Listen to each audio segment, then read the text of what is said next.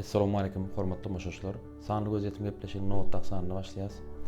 Biz öňki gepleşiklerimizde sanlygymy döredýän dürli uradaky mümkinçilikler barada görüň eden bolsak, şu gezek biz sanlygymyň arheologiýa ugruna taryhy gazındylary dikeltmek, olary halka ýetirmek bilen baglanşykly döredýän mümkinçilikler barada görüň berýäs.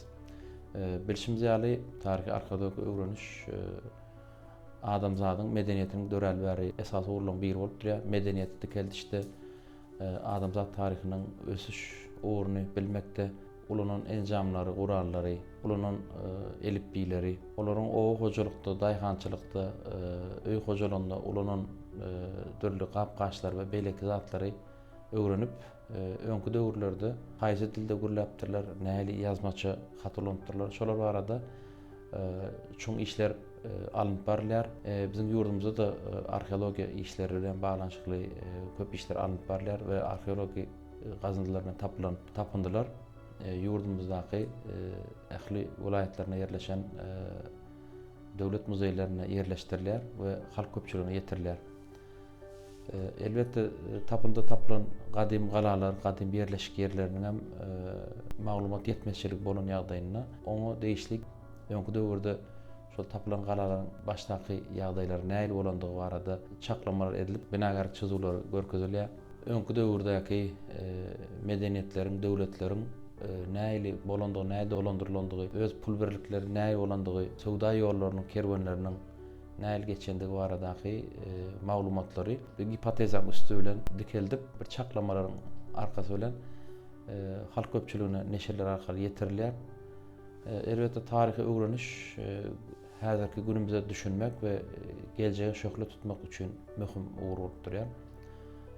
Şoň üçin hem arheologi tapyndylar, arheologiýa ilminiň talap edýän tapyndylaryň üstünde edilýän işler elbetde gaty çoň, gaty çylşyrymly işler, käwat gatykän uzak wagt alýar.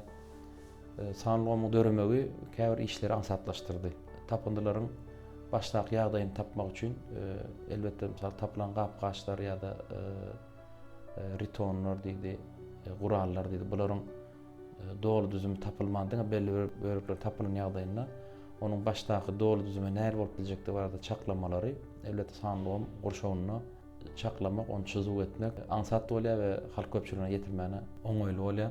Ýurdumyzda hereket edýän muzeýleriň hem öz resmi saytlary bar. Muňa mysal okmyny Türkmenistan Döwlet Medeniýet Merkeziniň Döwlet muzeýine aýdyp bileris. Muzeýiň öz resmi saytyna muzeýiň öz barada, taryhy barada, onuň muzeý gezilenjek bolýanlar üçin maglumatlar, täzelikler, wakalar, sergiler, döwlet muzeý we şahamçalary, ulumy neşirler we virtual ekskursiýa bar. Ýani ýurdumyzdaky taryhy miras bilen baglanşykly tanışasy gelýän jahan keştelere, seýahatçylara oňoýly ýagdaýda virtual gurşawda ähli maglumatlar öpçün edilen. Mysal diýeli gelýänler üçin maglumat diýen bölüm ýürüte QR kodum ýerleşdirilen muzeýiň ýerleşýän ýeri, muzeýe gelýän jahan keştelere hödürlenen hyzmatlar, şoň bilen baglanşykly maglumatlar bar. Şeýle-de muzeýiň öz içindäki toplumlar barada maglumat berilen, mysal arheologik toplum, etnografik toplum, tebigat, gol ýazmalar, şeýle-de şekillendiriş sunugaty bilen baglanşykly toplumlar berilen bölümlerini gezmäne, seýahat etmäne mümkinçilikler bar. Türkmenistan Döwlet Medeniýet Merkeziniň Döwlet muzeýiniň baş binasyny görüp bolýar. Türkmenistan Etnografiýa ülkän öwreniş muzeýini, Türkmenistan prezidentiniň muzeýini şu ýerden görmäne mümkinçilik bar. Saytyň domain ady muzeum.gov.tm saýty. Saýta girmek ýeňil, maglumatlar ansat ýeňil açylýar. Ilm neşirler bölüminde de ýurdumyzdaky taryhy miras bilen baglanşykly ilmi çeşmeler şu ýerde ýerleşdirilen. Ilmi taýdan gyzyklanýanlar üçin möhüm çeşmelerin biri. Şeýle-de ýurdumyzda taryhy mirasa, medeni mirasa gün saýyn gyzyklanma artýar. Şu ýylyň aprel aýynda Türkmen Travel 2026 seýahatçylyk sergisi geçirilmeye meylleştirilýär. Muňa dünýäniň ähli künjekleriniň seýahat kärhanalarynyň gatnaşylmagyna garaşylýar. Ýagny ýurdumyza geljek jahan keşdelerem we ýurdumyzdan başga ýurtlara seýahat etjek jahan keşdeler üçin hem maglumatlaryň berilmegi, seýahat hyzmatlaryny berýän nawaş kärhanalarynyň biri hem meşhur seýahat kärhanasy. Meşhur seýahat kärhanasy daşörtden gelýän raýatlara ýurdumyzyň iň owdan künjeklerini görmek, olary iň ýokary derejede tanatmak hyzmatlaryny berýär. Şeýle-de ýurdumyzdan hem daşörtlara dünýäniň türlü künjeklerindäki owdan ýerler gezmäne seýahatçylyk hyzmatlaryny hödürleýär. Meşhur seýahatyň resmi saýtyna bu kärhananyň özü barada berýän hyzmatlary barada, taýýar seýahatlar barada maglumat alyp bolýar. Meşhur seýahat kärhanasynyň resmi saýtyna ýurdumyzyň paýtagtyna, Arkada şäherine we vilayetlerdaky tarihi, medeni we şeýle-de döwrewap jahan keşdeleri gyzyklandyrýan gezilenç nokatlary yerleşdirilen şolar barada gysga maglumat bar. Meşhur seýahatyň aýratyn bir öns beren tarapy resmi saýtlaryna tarih diýen bölüm bar. Bu tarih diýen bölümi ýurdumyzyň we dünýäniň arheologiýa bilen tarih tapynlaryna gyzyklanýan ilim işgärlerine, jahan keşdelerine ýöriteleşdirilen bölüm. Elbetde ýurdumyzdaky türlü tapındylar, Türkmenistan şäherine gadim medeniýetlere eýilik edýänliginiň bir nyşany bolup durýar. Änew medeniýeti, Jeytun medeniýeti, Marguş medeniýeti.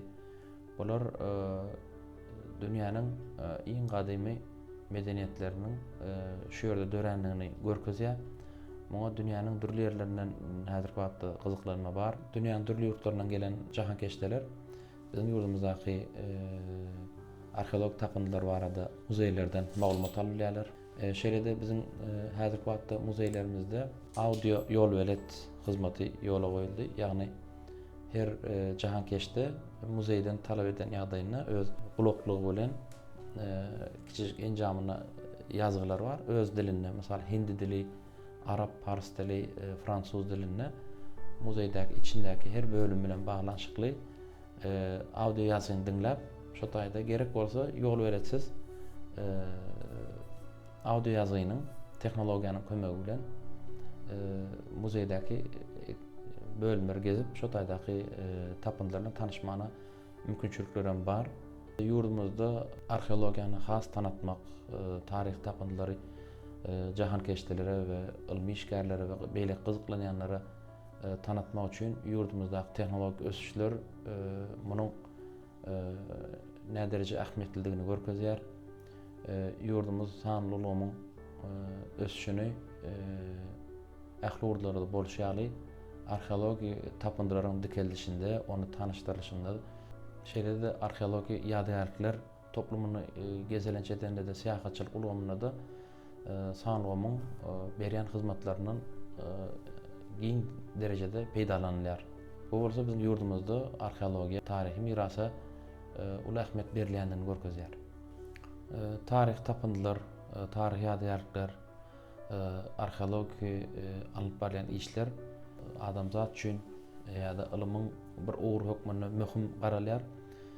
Sebäbi adamzat ösüşi bir günde bolmady, ol müňlerçe ýylyň dowamyna bolup geldi.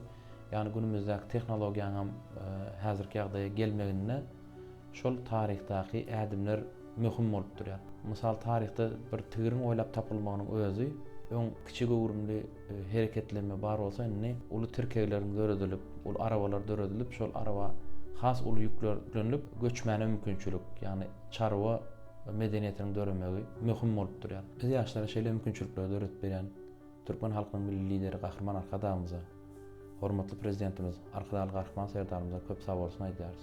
Gahrman Arkadağymyzyň, Arkadaly Gahrman Serdarymyzyň janlary sag, ömürleri uzak, alyp barýan işleri elmydam rowajlyklara weslensin. Şu fursatdan peýdalan ykdysadymyzyň ähli puwdaklaryna zähmet çekýän mähruman zenanlarymyzy ýetip gelen 8-nji mart halkara zenanlar güni bilen tüýsürekden gutlaýaryn.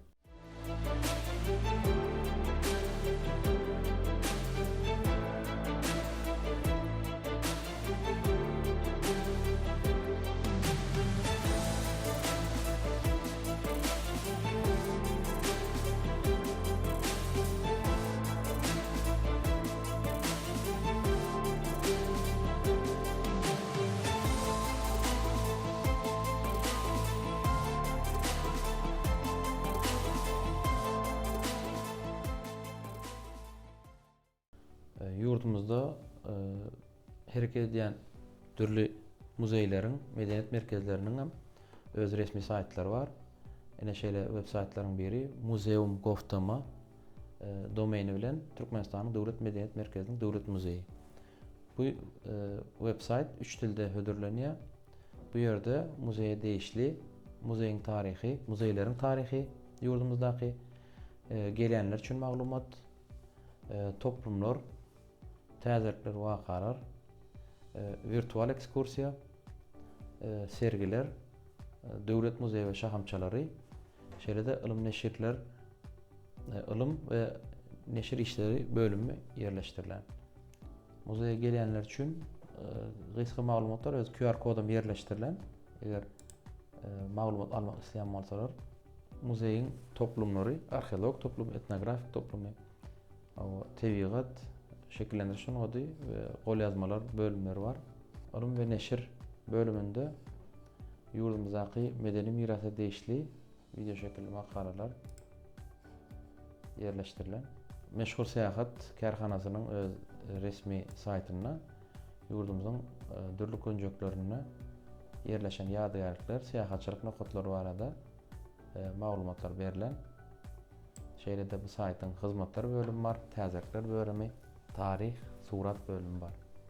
Ýurdumyzda 2026-njy ýylda aprel aýyna bedew bayramçylygy geçirilýär. Şoňa dünýäniň dürli ýerlerinden gelen jahankeşleriň bizim ahal tekatlarymyz bilen ýakynan tanışmana, at üstüne oýunlar görmäne mümkinçilikleri bolar. Bular barada metbuatda dürli habarlar, dürli maglumatlar ýerleşdirildi. Salam hormatly tomoşaçylar. Men Azat Anadurdiýew, arheolog. Size arheologiýa we sanly arheologiýa barada aýdyp bermek isleýän. Arheologiýa gazy wagtyraş işleriniň üssü bilen taryhy öwrenýän ilmdir. Köp adamlar arheologiýa diýilende taryhy eserleri we altynlary gözläp tapmak diýip düşünýär. Emma arheologiýa diňe bir taryh tapyndylar däl, eýsem adamzat taryhynyň maddi suwutnamalary arkaly gaýtadan dikeldirmegidir. Arheologlar diňe bir gazy wagtyraş işlerini alyp barmak bilen çäklenmeýärler. Olar gadymy döwrüň sırlaryny çözmäge, durmuş uğruny kesitlemäge çalışýarlar. Gazy wagtyraş işlerine tapylan bir heykel bize şol döwrüň medeniýeti, medeni mirasy, ykdysady ösüşleri we syýasy ýagdaýlar hakynda maglumat berip biler. Bir döwlen küýzäniň bölegi bize şol döwrdaky adamlaryň nähili ýaşandygyny, nämeleri iýendiklerini we nähili tehnologiýalary ulananlyklary barada maglumat berip biler. Arheologiýa bize geçmişdäki adamlaryň sesini eşitmäge kömek edýär. Biz arheologlar üçin bizim Türkmenistan ýurdumyz açyk asmanyň astyndaky muzeydir. Gadymy döwürlere seredeliň. Jeytun medeniýeti, Änew medeniýeti, Altyndepe, gadymy Marguş, Nusay we Abwert galalary diňe bir Türkmenistanyň däl, eýsem tutuş dünýäniň sivilizasiýa merkezi bolup durýar. Biz bu ýadygarlykları öwrenmek bilen bulara milli gymmatlyklarymy hökmünde seredip dünya tanıtmak bolsa biz arheologlaryň borjy bolup durýar.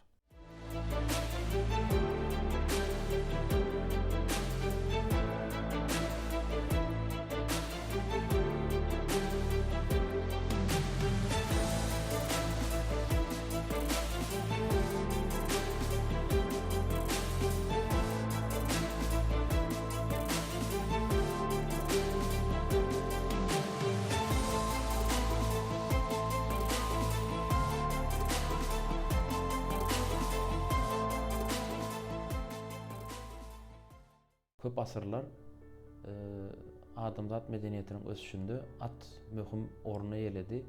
Hatda häzirki günümizde de garaşsyz baky bir tarap Türkmenistan bedew atly at muradyň mekany ýylyna at güýji diýen aňlatmana ulanmana dowam edýär. Sebäbi uzak ýyllar adamyň belki göçünde, ýani Suudada ýa beýleki ulgamlarda attan öňde tizligi ýokary başga ulak serişdesi ýokdy. Yüpek ýoluny yüpekler gurmady, atlar gurdy diýen bir beýan bar. Sebäbi yüpek ýoluny atlaryň kömegi bilen ilkinji nowat açylýar. Soňundan düýeler bilen kerwenler gurulup, has uly gowrumly ýükler daşalyp başlanýar. At ilki bilen maglumaty jemlemäne, maglumaty ýetirmäne kömek edýär. Hatda ilkinji çaparçylyk hyzmaty, poçta hyzmaty atlaryň kömegi bilen edildi. Yani bir neçe kilometr aralıklarda türlü at çalışık nokotlary emele getirilip dünyanın bir ucundan beýleki ucuna çelli atlar her 30-40 kilometrde ýağdan ýagdaýynda şol nokotlarda çalışyp indiki nokoda geçerýärlik nokotlar edilýär. Aty dogry ulanyp bilen medeniýetler gysga wagtda çalt giňemäne mümkinçilik gazanny at östürmek, at ýetişdirmek, döwlet dolanşykdaky wezipesini ýerine ýetirmek ilkinji orundaky wezipeleriň hatarına girýärdi. At ören möhüm ýerde durýardy köp döwletlerde. Häzirki ýagdaýda da medeniýetlerine de atyň uly goşandy bar. Elbetde arkeolog tapındylarda da käbir medeniýetlerde, käbir inançlarda beýik şahsiýet dünýeden ötende jaýlanan ýagdaýyna onuň öz aty bilen bile jaýlanýanlygyny görýäs. Bu arkeolog tapındylar atyňam nä derejede medeniýete öz goşandygyny möhüm ýer eýlendigini görkezýär. Ýurdumyzda meýilleşdirilen seýahatçylyk halkara maslahat we sergisine geljek jahan keşdelere, mihmanlara ýurdumyzdaky dürli at üstündäki oýunlar, o ahaldaki atçylyk toplumlaryna gezelenç mümkinçilikleri dörediler. Ýurdumyzyň uly buýsançy bolan ahaldaki atlarynyň dünýä mirasynda näili gözellik, näili nepeslik taklaýanlygyny görkezmäne mümkinçilik bolar.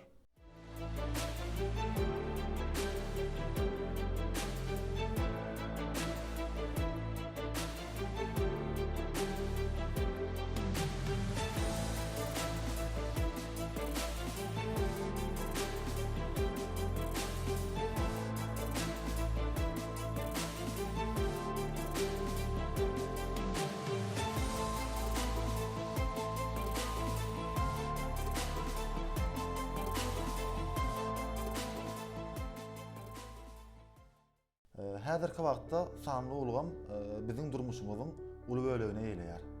Sanly ulgam ýa-da sanly ulgam dünýäsine adamzadyň geljegi diýip anam bilen aýdyp bileris. Arkeologiýa bolsa biziň geçmişimizdir. Egerde geçmişi we geljegi bir nokatda duşurmak istesek, onu biz sanly arkeologiýany emele getireriz. Indi sanly arkeologiýa näme zat soragyna jogap berjek bolsak, sanly arkeologiýa gazy wagtaraş işlerini, arkeologiýa barlarlaryna ýüze çykarylan taryhy eserleriň, taryhy tapındylaryň sanly ulgamyň we kompýuter usullarynyň üstü bilen öwrenýän ilmdir. Arkeologiýa işlerinde iň uly kynçylyklarynyň biri wagt bolup durýar. Sebäbi taryhy eserler ýeriň aşagyndan ýeriň ýüzüne çykarylandan soň wagtyň we howanyň täsiri bilen gitmäge başlaýar. Ine şu taýda da sanly ulgam we täze tehnologiýalara mejburluk ýüze çykýar. Ýagny zerurluk ýüze çykýar. Biz sanly ulgamy we sanly arkeologiýany ulanmaly bolýarys. Ine geleliň nädip täze tehnologiýalaryň biziň işimize kömek edýänligine.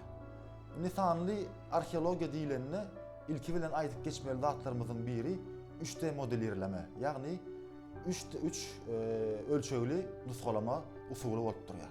Bir taryhy küýdäni ýa-da bir taryhy heykeli 3D modelirlenimizde, ýagny 3D nusgasyny alan wagtymyz biz ol taryhy tapyndygyny hökman suratda elimiz bilen eýsem kompýuterimizde da görüp bileris. 3D modellerleme biz arkeologlar üçin ören wajyp bolup durýar. Sebäbi bir taryhy tapyndygyny elimize almadan kompýuterda her tarapyna aýlap görüp seredip öwrenip bileris. 3D modellerleme diýenimizde bir taryhy tapyndygynyň diňe bir suratlaryny almak däl, eýsem bu onuň sanly nusgasyny almak diýmek bolýar. Egerde elimizde 3D modeli bolsa, biz ol 3D modelini islen wagtymyz dünýäniň islendik ýerindäki alymlara, arkeologlara we taliplara öwrenmek üçin iýerip bileris. Gelin indi bir taryhy tapyndygynyň sanly dünýä nädip geçenligini ädim seredelim. İlki bilen taryhy tapyndygynyň ýokary hilde ýüzlerçe fotosuraty çekilýär. Fotosuratlar çekilenden soň bu suratlar kompýutere ýüklenýär we ýönetim programmalarynda birleşdirilýär. Programmalaryň özü taryhy tapyndygynyň nokotlaryny birleşdirýär we geometrik şeklini berýär. Ýagny nokotlar bulduny bize döretip berýär. Insan onda bolsa şol taryhy tapyndygynyň esasy öz renki şol nokotlar buldunyň üstüne ýetirilýär. Ene şeýlelik bilen biz 3D nusga usulyny amala aşyryp bileris. Gelin indi has giňişleýin seredeliň diňe bir küýdäniň ýa-da heykeliň dälle gadymy bir şäherin ýa-da gadymy bir galanyň üçte nusgasy näle alınýar, şoňa seredeliň. Bu taýda bizim kömegimize dronlar we skanerler gelýär. Dronlar arheologlaryň asmandaky gözü bolup hyzmat edýär. Öň bir galanyň ýa-da taryhy bir şäherin kartasyny çizmek üçin arheologlar hepdeläp, käte aýlap wagt sarp edýärler.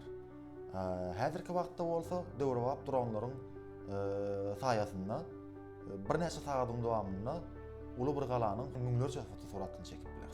Käte ýeriň ýüzi gur ösümlikler ýa-da otlar bilen örtülen bolup biler. Ene şu taýda bizim kömegimize lazer skanerler gelýär. Skaneryň lazerleri ösümlikleriň arasyndan geçip ýeriň aşagyndaky taryhy binalaryň, egerde bar bolsa taryhy eserleriň durkuny bize canlandyryp berýär. Ýagny ol rentgen hökmünde hyzmat edýär. Dronlaryň we skanerlaryň netijesinde biz uly bir taryh meýdanyň sanly kartasyny öredýäris. Ana şol sanly kartanyň netijesinde şol döwürdäki adamlaryň suw geçelgeleriniň nerden gelýändigini, binalaryň nädip gurulandygy hakynda iň tahyk maglumaty, şol döwürdäki adamlaryň suw binatlarynyň nerden gelenini, öýlerini näle guranlyklary hakyndaky iň uly maglumatlary alyp bilersiz. Sanly arheologiýanyň iň täsirli we iň jogapkärçilikli bölümleriniň biri hem sanly dikeldiş usulydyr.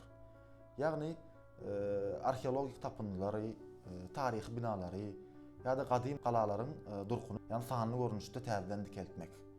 100 ýyllaryň, 1000 ýyllaryň geçmegi bilen taryhy binalar, gadim galalar öz durkuny ýitirip diňe binýatlary, ýagny diňe düýüp galýar. Häzirki wagtda sanly ulgamyň saýasynda kompýuter programmalary bilen biz şol binalaryň durkuny täzeden dikeltip bilýäris.